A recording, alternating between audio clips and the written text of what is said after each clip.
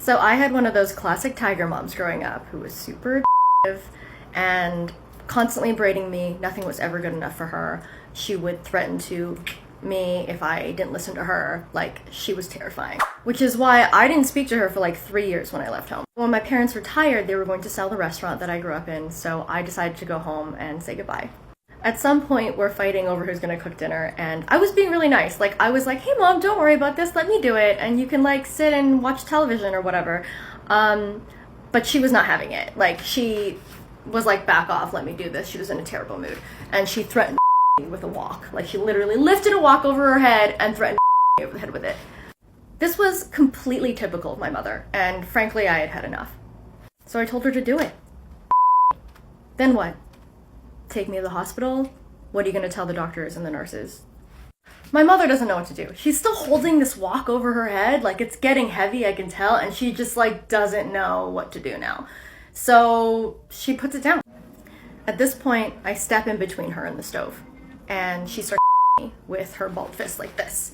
And I turn around and I grab her fist and we start to wrestle and we knock pots and pans all over. And I'm laughing because this happened 12 years ago and I've gotten over it, but I do not condone it. I don't. I'm just so mad at my mother at this point because this is the kind of that she's pulled her entire life with me, and it's obviously had like horribly negative repercussions. And so I eventually get her against the wall and I put my hands around my and I tell her that she's a piece of and that no one likes her because she treats everyone around her like and that she's ruining her life because everyone around her hated her.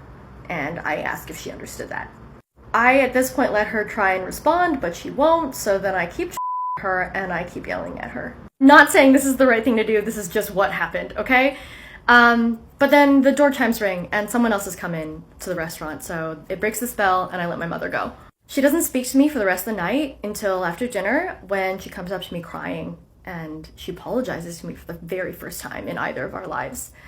She says that she's sorry, she tried to me, that she loves me, that I'm her daughter, and she's really depressed and lost. At this point, I feel super guilty and I think, have I turned into my mother? So I accept her apology and I, say that we have to make a change, and from then on, my mother was really nice to me. She just didn't know how to continue berating me or being mean, so she just was awkward and nice, and then I was super nice back, and we've just been really nice to each other for years now. Sometimes she still gets on my nerves a little bit, but she's not ever anymore. And that's how I healed my relationship with my mother.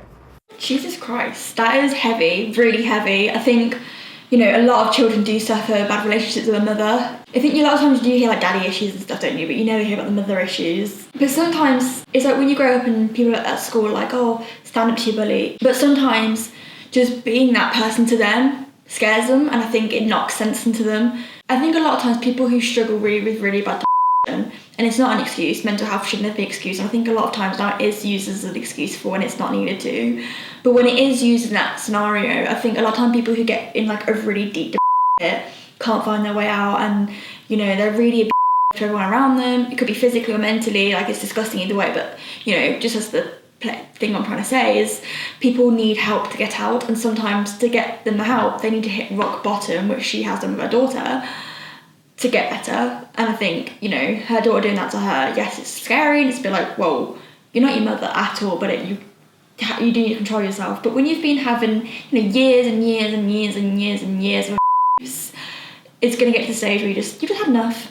A bit of biting back does no harm. She wasn't obviously going to do anything bad to her mother, but just telling her straight, like, look, this is how you treat me, it's disgusting, no one likes you, you're horrible around everyone.